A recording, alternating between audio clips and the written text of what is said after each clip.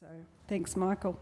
Now we're going to change tack a little bit, and for those of you who have children with liver disease or any disease really, you know that part of the journey is a lot of painful procedures, blood tests, frightening things, MRIs, CT scans, etc. And this is obviously very stressful for both you and for your child.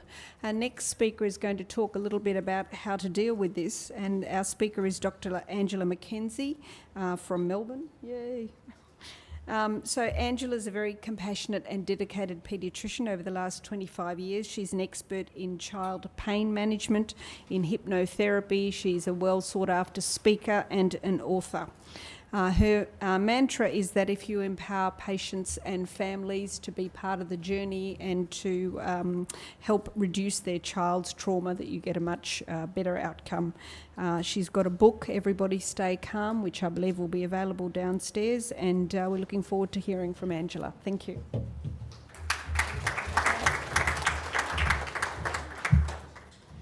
Well, thanks for the introduction, and I'm really delighted to be here. This is kind of the dream gig that I've never had before, you know, a parent-organised conference. So, yeah, thanks. Now, this is what I'm hoping for today. The purpose of education and learning is to create a higher sense of the possible than would occur naturally. So I hope you actually leave with something after my talk. And before offering some coping strategies, I want to spend a few minutes looking at the broader context of procedures and where I'm coming from. Because my bias is that parents have a crucial support role, but not everyone agrees with this in spite of the evidence. And you'll see the debate is ongoing from the following quotes, which are from very recent publications. Parents need a safe haven for their child and not feel forced to legitimise painful and traumatic procedures by assisting with them. You won't be able to come in, the registrar said, standing between them and their baby. It's far too distressing for parents to watch. And he didn't want his son to be tortured with tests in the little remaining time they had left together, but there was no choice if they were going to achieve a diagnosis. So the truth is, there is a choice, and procedures do not have to be painful and frightening. Teaching parents and children coping strategies is essential. It's essential not only to reduce the distress and suffering, but also for long-term healthy brain development. And the key to coping is supportive adult relationships that model the helpful behaviour and coach children as soon as they're old enough to take part in their procedures. And this is, you know, from a very young age, from the first few years. So in a nutshell, it's too important to leave to chance.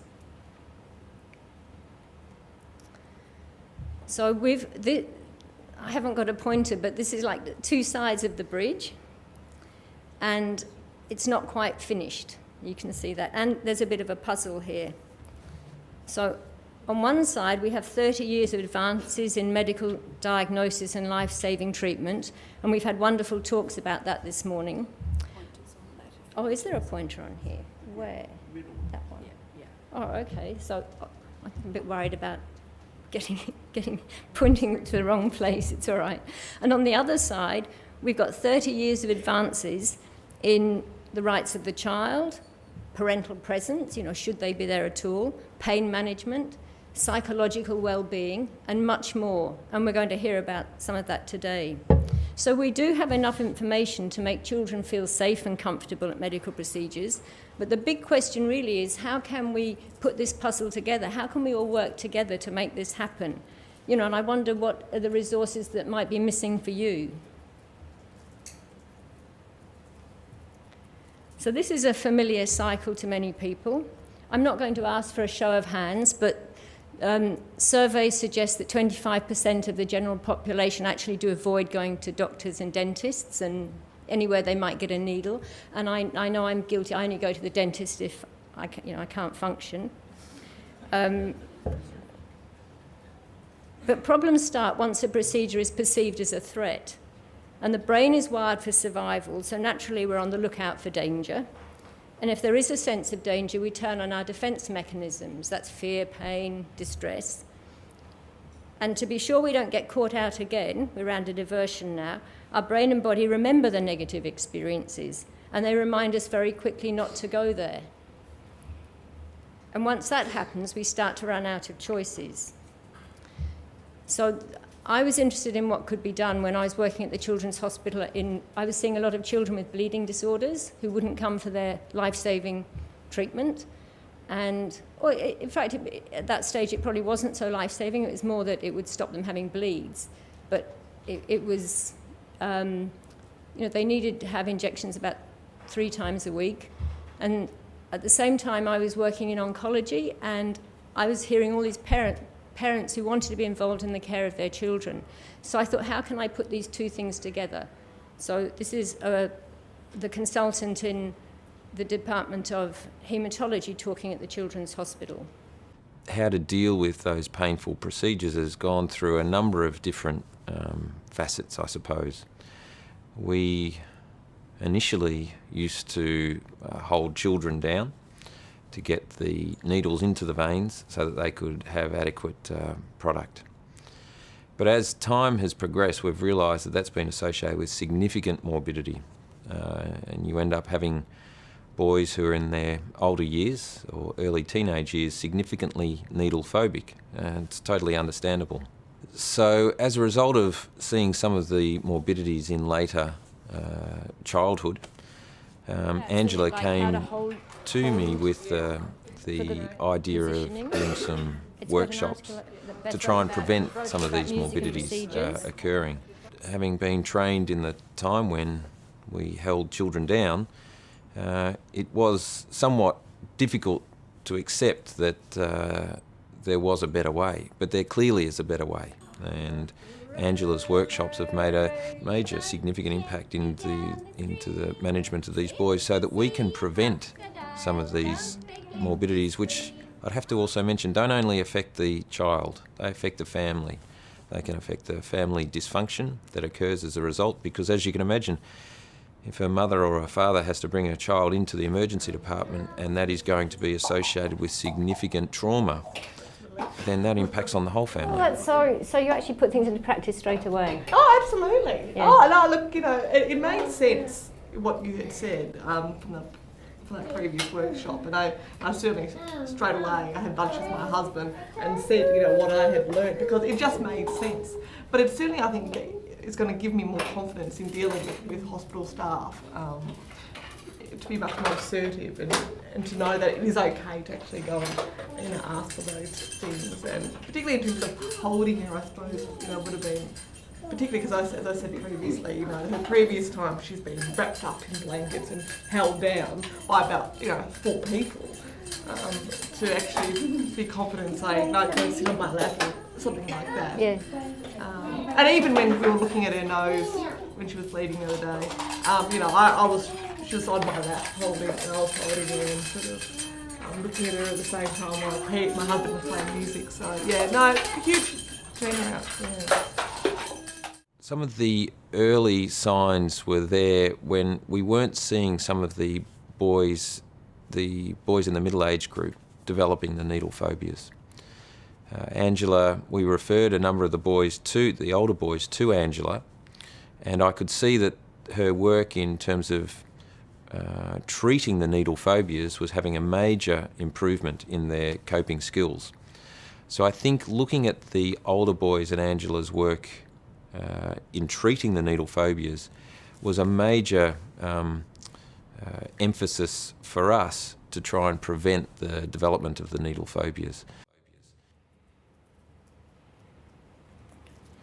So I know everyone here isn't going through this, but for those who are, our brains are wired for joy as well as survival, and children love to play and have fun, and this is essential both for child development and for coping at procedures.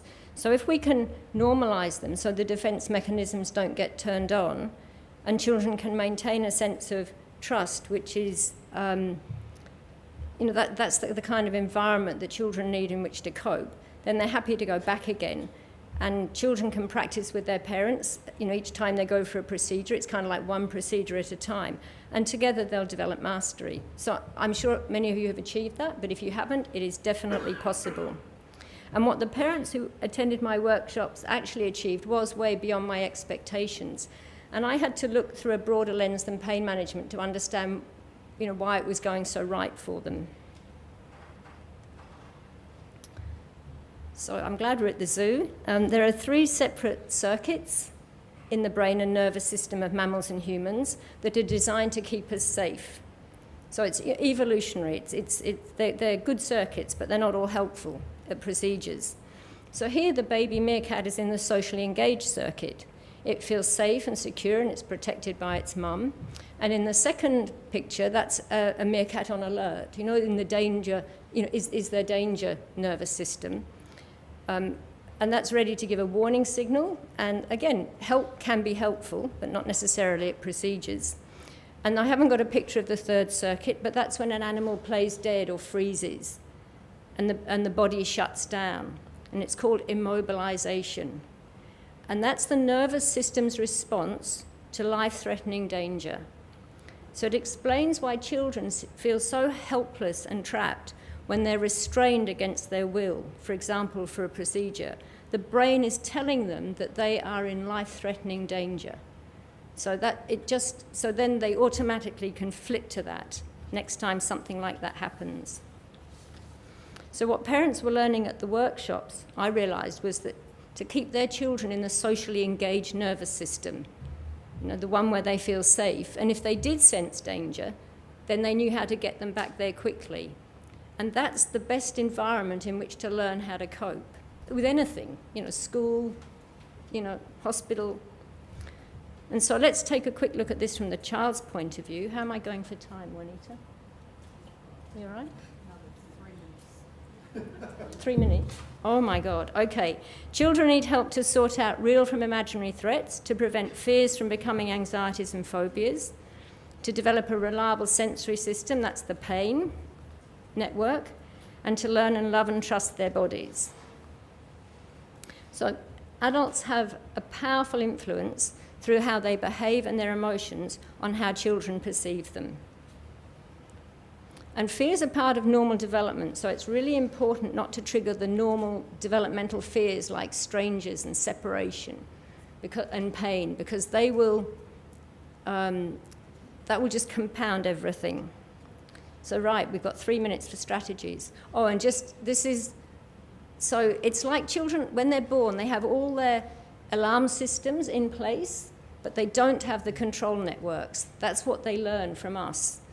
So they don't know if the toast is burning or the house is on fire. So you set that tone for them.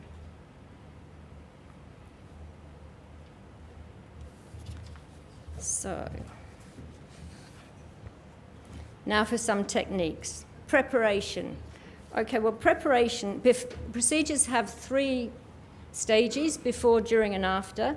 And preparation, how you prepare for a procedure, does affect all the other stages. And some hospitals have, you know, fantastic nurses, play specialists, music therapists, you know, health professionals that deal with all this. And some have information on their websites before you go in for a procedure. And there are several free resources on my website, and that's one of them. I call it a comfort action plan. So it's just, you know, it takes you through what you might need to know for a procedure, and you can fill it in. So if your child's under 1, you're really preparing yourself. But after that, the children need to be involved. And depending on how old they are, you need to do it for them, then with them, and then let them do it for themselves.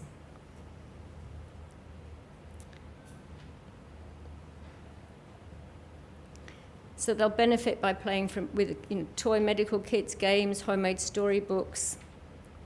And then there are questions like, who's the best person to accompany your child?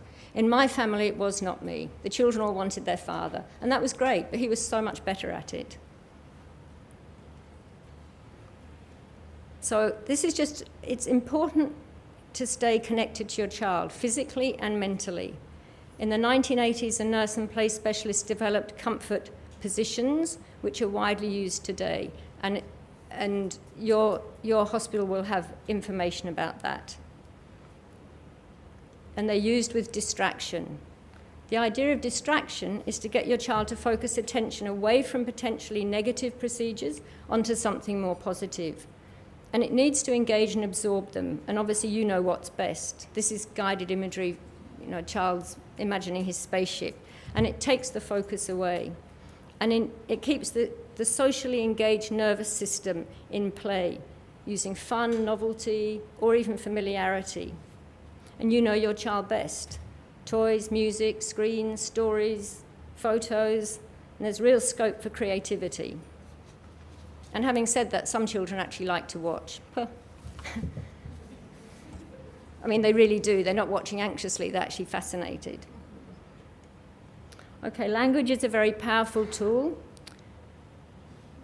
Choice is very important, but giving absolute control to your child is not a good idea. You ask them, do you want to sit on my lap or the table, rather than where would you like to sit? And then it's also important to speak up for your child, to advocate for them. One mother I know had a boy who became very fearful of hospitals and treatment, and she was strongly motivated to make a difference for her second child, and she came to one of my very first series of workshops, and she's since become a health rights lawyer. And this is what she says: it's not about being demanding, it's what works for Hamish. We are positive and confident when we go for procedures, and we have never had a problem. It has changed our perspective on the hospital. So we're back at the bridge. I'm not advocating all these methods instead of medications. They can all be integrated, and I have left a lot out because of time. But I hope the talk has given you some idea of the resources and strategies available to help children feel safe and comfortable. You've got a bookmark on the table with my website. I'd love to hear from you. I believe the book will be for sale. And I'm just going to leave you with a song from one of the workshops. Everybody clap. Music's very helpful. Everybody sing. La la la la la. Everybody sing. La la la la la. Then you turn around, yippee. And then you turn around, yippee. Hands in the air, rock-a-bye there. There's a sleep.